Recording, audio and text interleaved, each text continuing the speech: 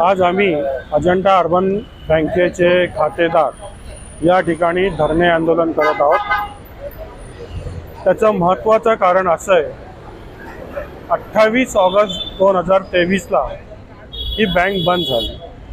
RBIचे निर्बंध लागले, त्याच्यामुळे हे बंद झाली बँक। या बँकेत टोटल घोटाळा दाखवला आहे। पहिला FIR आहे 97 कोटीचा। ज्या दिवशी बँकेने RBIने बँक लायसन्स रद्द केल्याचं जे पत्र दिलं, त्या पत्रात त्यांनी उल्लेख केलेला आहे की बँकेमध्ये एकही रुपया CR फंड म्हणून सुद्धा शिल्लक नाही। त्या पत्राची कॉपी आपल्याजवळ आहे। त्या पत्राच्या आधारे पाहिलं तर DICGC जे इन्शुरन्स क्लेमवाले ते म्हणतात की आम्ही 289 कोटीचे क्लेम दिले। 26,000 खातेदार आहेत, 289 कोटीचे क्लेम दिलेत। तर आणि इथले तपास अधिकारी म्हणतात की 64 कोटीचा घोळ आहे। 97 मधला 32 कोटी जो आहे हा फुगवटा आहे आणि 64 कोटीचाच घोळ आहे। मग 64 कोटीचा घोळ आहे तर बाकीचे जे 289 रुपये DICGCने दिले ते तर बँकेत असायला पाहिजेत, ते कुठे? जर बँकेत 1 रुपया फंड नाही मग 64 कोटीचा घोळ कसा? इथं 450-500 कोटीची बँक आहे। 500 कोटीच्या बँकमध्ये 64 कोटीचा घोटाळा आणि 290 आणि तपास अधिकारी म्हणतात की आम्ही फक्त 64 कोटीचीच प्रॉपर्टी जप्त करणार। मग या 64 कोटीच्या प्रॉपर्टी जप्त केल्यानंतर DICGCला तुम्हाला 289 कोटी पहिले द्यायचे आहेत, बँकेत 1 रुपया नाही आहेत। मग आमचा नंबर कधी लागायचा?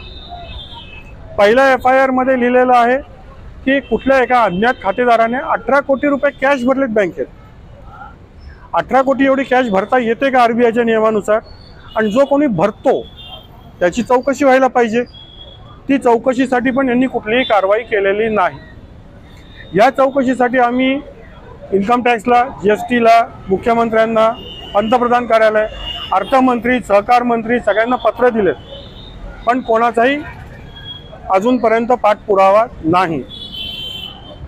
बँक बंद झाल्यानंतर बँकेच्या एका कर्मचारीने काही ठेवीदारांच्या नावाने, त्या ठेवीदार ज्याचं वयस्कर आहे, जे बँकेत येऊ शकत नाही पण त्यांचं दर महिन्याला त्यांना व्याज मिळतं, त्यांचा औषधोपचार चालतात, त्या लोकांच्या ठेवीवरचे नावं बदलून जवळपास 3 कोटी रुपये त्यांनी काढले।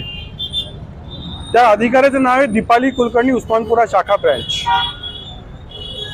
जाधव मंडीचे मुख्य व्यवस्थापक संदेश वाघ एकेका दिवशी 80 लाख रुपये कॅश विड्रॉल केलेत। त्याचे बँक स्टेटमेंट सुद्धा आमच्याजवळ आहे। 80 लाख रुपये ज्या तुम्ही कॅश फंड विड्रॉल करतायत, इन्कम टॅक्स डिपार्टमेंट झोपलेलं आहे का? बँकेने इन्कम टॅक्स डिपार्टमेंटला दिलं का? बँक चेअरमन किंवा संचालकांनी यांच्यावर गुन्हे का दाखल केले नाही?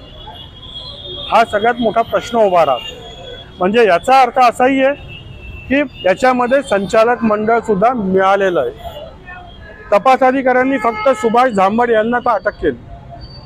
बाकीचे कर्मचारी, बाकीचे संचालक का सुटलेले? अधिकारी म्हणतात त्यांच्या सह्या नाही आहेत। का सह्या नाही आहेत म्हणजे तुम्ही अटक नाही करू शकत? मग बँकेत किती मोठा घोळ आहे? तुम्ही मिटिंगा घेतलेल्या नाही आहेत, मिटिंगा घेतलेल्या नाहीत म्हणून तुमच्या सह्या नाही आहेत, तुम्ही त्यांनाही लपवतायत, त्यांनाही हे करतायत दोषी। आज तुम्ही एखाद्या जर मालकाला, एखाद्या गाडीच्या ड्रायव्हरने अपघात केला तर तुम्ही त्याच्या मालकालाही पकडतात ना, का तो मालक चालवायला होता? म्हणजे संचालक मंडळ त्या बँक चालवण्यासाठी आहे ना, त्या अधिकारात आहे ना, पण तुम्ही त्या संचालक मंडळाला का अटक करत नाही आहेत? आणि असंही नाही, त्या संचालक मंडळाच्या नावाने सुद्धा, काही लोकांच्या नावाने सुद्धा कर्ज आहेत। प्रशासक कर्ज वसुलीसाठी काही करत नाहीये। परवा प्रशासकाने स्टेटमेंट दिलं, 24-25चा ऑडिट रिपोर्ट आल्यानंतर आम्ही वसुली करू का? 21-22च्या 22-23च्या रिपोर्टवर ते हे नाही करू शकत, वसुली करू नाही शकत का? नाही वसूल करू शकत कारण याच्यामध्ये अर्धे नेते मंडळी, अर्धे प्रतिष्ठित व्यापारी आहेत ज्यांना हे कर्ज बुडवायचे आहेत आणि 50% लोक हे सुभाष झांबडच्या घरचे, संचालक मंडळाच्या घरचे लोक आहेत। त्यांच्यामुळे त्यांच्यामध्ये वसुली करत नाही आहेत आणि सुभाष झांबड हे माजी आमदार राहिलेले आहेत, त्याच्यामुळे त्यांचे राजकीय संबंध आहेत, त्याच्यामुळे त्यांना हे राजकीय लोक त्यांना आणि त्यांच्या बँकेला, त्यांच्या कर्मचाऱ्यांना वाचवायचा प्रयत्न करतायत आणि आमचा आवाज दडपायचा प्रयत्न करतायत। हा सगळा राजकीय खेळ पण एका साईडने चालू आहे। आज एवढे दिवस झालेले आहेत, आपल्या शहराला पालकमंत्री आहेत, आमदार आहेत, खासदार आहेत, एकालाही वाटलं नाही का या वरिष्ठ लोकांची किंवा खातेदारांची चौकशी करावी?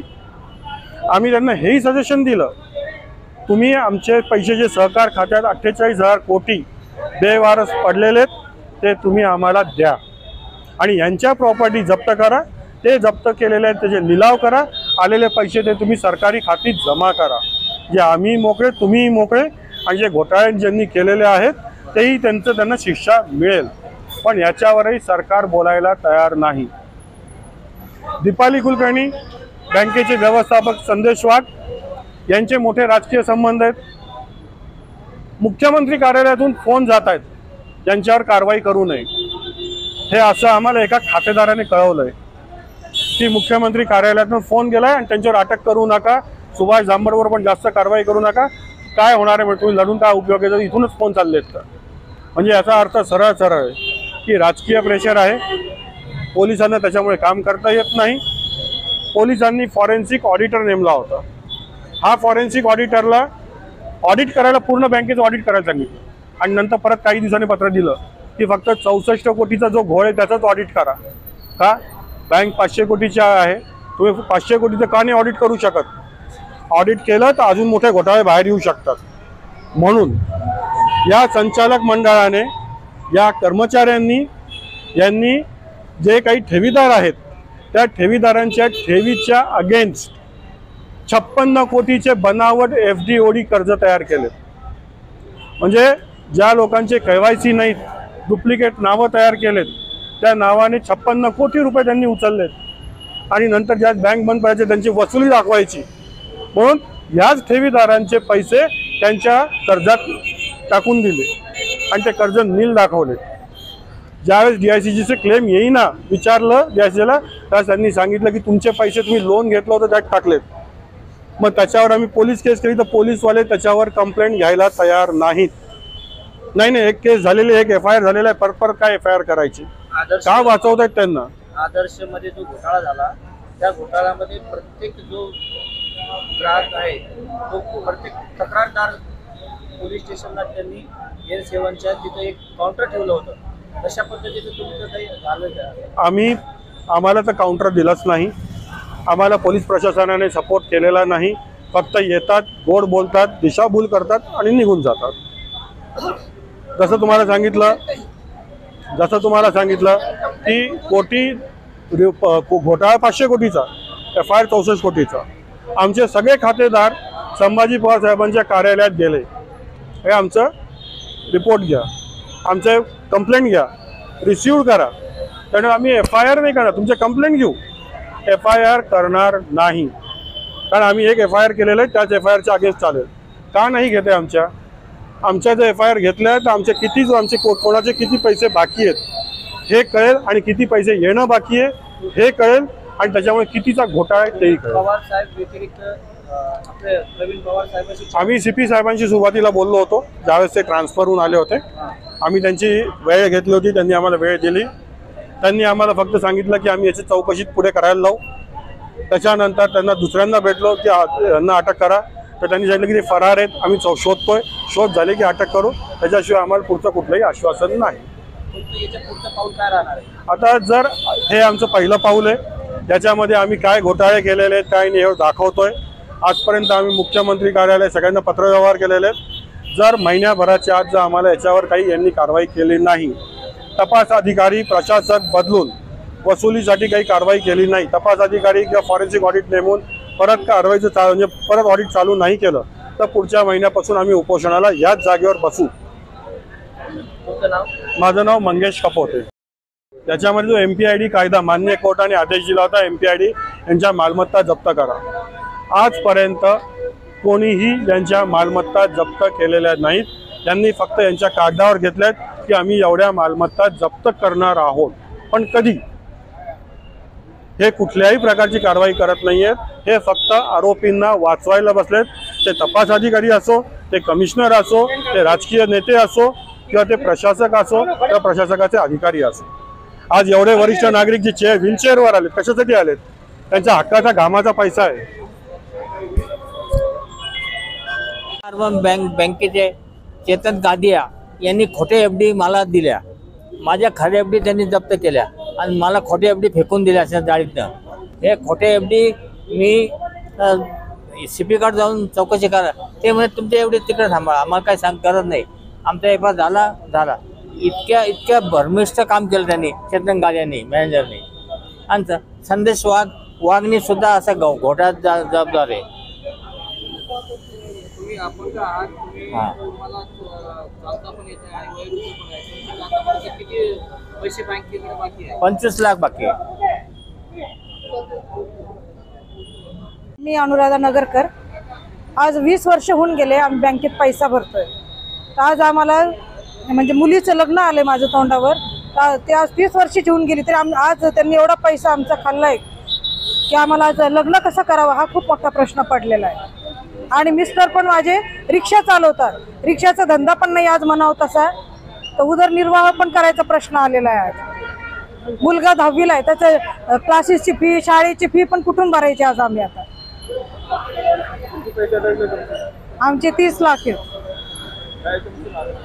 मागणी त्यांनी आमचं लवकरात लवकर पैसे देऊन टाकावे, सगळ्यांचेच द्यावे. प्रत्येकाचे पैसे त्यांनी देऊन टाकावे सगळ्यांनी, कारण कष्टाने भरलेले पैसे ते कष्टाचा पूर्ण आम्ही पै करून पैसा जमवलेला. आज रिक्षाचा पूर्ण पैसा आम्ही बँकेत जमा केला आणि तोच पूर्ण गेला आज आमचा. अनुराधा नगरकर.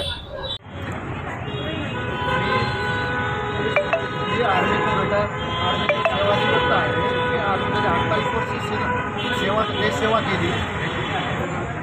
28 वर्ष देश सेवा केली. मी पैसे अजिंठा बँकेमध्ये गुंतवणूक केली. अजिंठा बँकेमध्ये सभासद आहे मी, अजिंठा बँकेचा ठेवीदार आहे मी. आणि अजिंठा बँकेत एवढा मोठा घोटाळा होईल असं मला कधी वाटलंच नव्हतं. पण विश्वासानं आम्ही अजिंठा बँकेच्या विश्वासानं आमच्या विश्वासावर पैसे अजिंठा बँकेमध्ये ठेवले.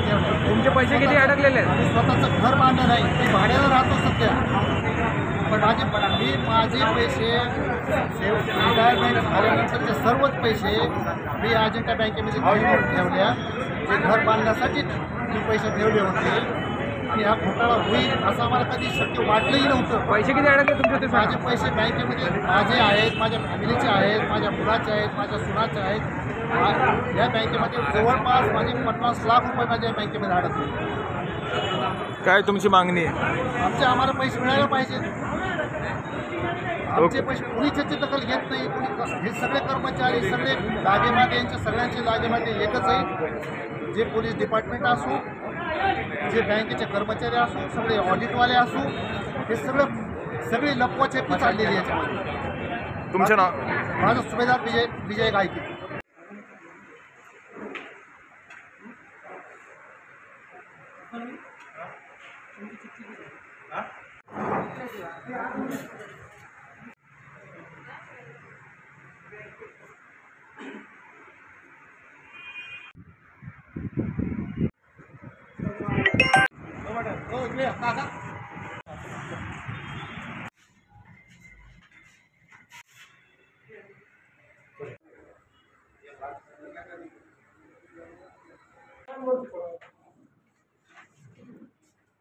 हम सब अजिंठा बैंक खातेदार के ठेवीदार हैं।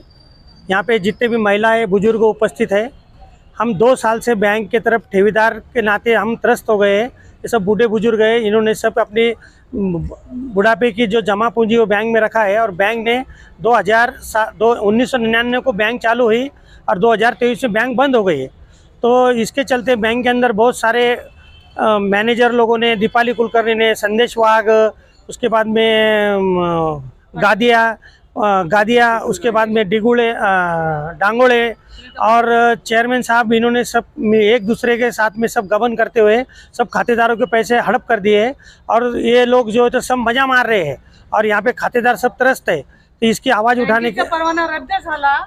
बँकेचं निर्बंध आता मे महिन्यात बंद होणार आहे आणि झांबर ते अटक आहे. आम्हाला पैसे कोण देणार आहे? बँक बंद होऊन 2 वर्ष झाले. आमचं घर कसं चालणार? आम्हाला पैसे कोण देणार आहे? हे प्रश्न सांग, याचं उत्तर द्या. पैसे बँकेत शिल्लक जमा आहे, वसुलीचे पैसे पण आहे आणि भरपूर एनपी धारकाकडून वसुली यांनी बाकी आहे. ते सगळे वसूल केल्यानंतर हे सगळे बँकेने आम्हाला लवकरात लवकर देण्यात यावे. रिझर्व्ह बँकेने निर्बंध लागलेले आहे, पण बँक लायसन रद्द झाल्यानंतर तिथं आवास नियुक्त करून आवासानं त्यांचे प्रॉपर्टी जप्त करून ते जमा जी बँकेत रक्कम आहे आणि जे परत वसुली जे करणार आहे ते वसुली करून सगळ्या खातेदारांना लवकरात लवकर देण्यात यावं. तुमचं नाव सांगा अगोदर. माझं नाव जगन्नाथ नारायण देशमुख. मी अजिंठा हर्बलचा ठेवीदार आहे. आमचं एकच म्हणणं असं आहे की आरोपी तुमच्या ताब्यात आहे. त्या आरोपीनं तुम्हाला म्हणजे त्या आरोपीकडेच पैसे सर्व 210 कोटी रुपये ते जर वसुली केले तर आमचे पैसे मिळू शकतील. आणि फॉरेन्सिक ऑडिटची व्याप्ती वाढवायची इन्क्वायरीची वापस. आणि हे जे तपास अधिकाऱ्यांना बदलून दुसरा माणूस पाहिजे आम्हाला. हे तपास अधिकारी व्यवस्थित काम करत नाही. हा, मी बापूसाहेब कामजळगे.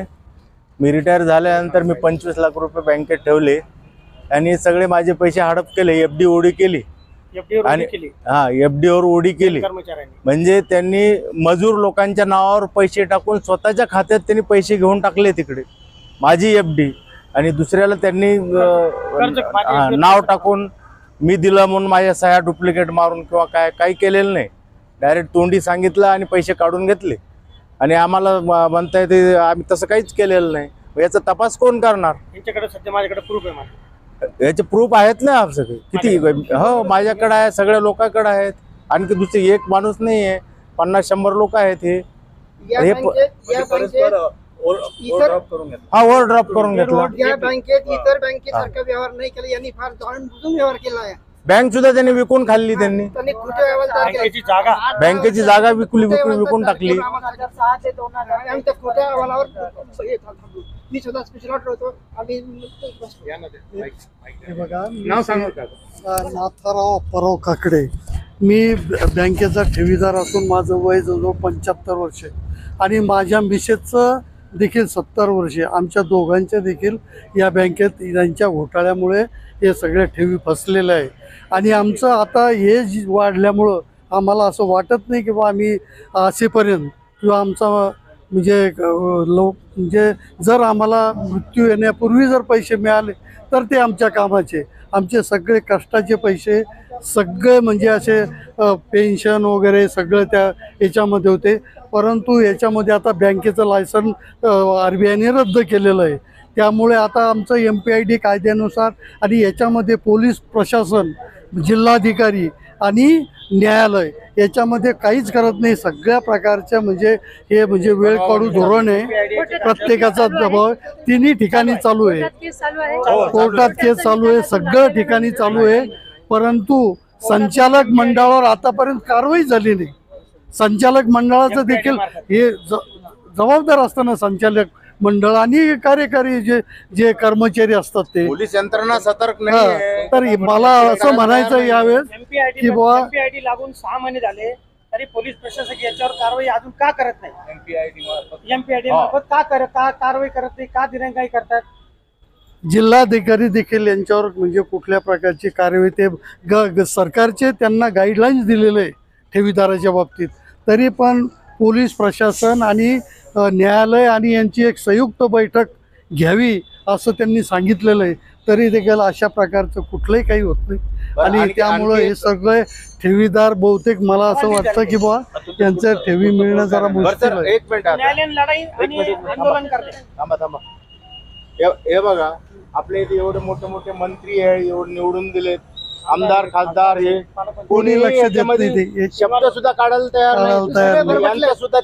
नाही. यांचा सुद्धा त्याच्यामध्ये सपोर्ट आहे. मॅनेज केलंय त्यांना सगळ्याला. हे कसं काय? जनतेचा पैसा आहे, तुम्ही असं करताय. आमच्याकडे येतात मतं मागण्यासाठी. किती लूट आहे याच्यामध्ये. सगळ्याकडे जाऊन आले, पूर्ण लोकांकडे जाऊन कोणी रिस्पॉन्स देत नाही. झाले सगळे झाले, कोणी काही केलेलं नाही. बँकेचे कर्मचारी उलट ठेवीदार आणि ठेवीदारावर खोटे गुन्हे दाखल करतात.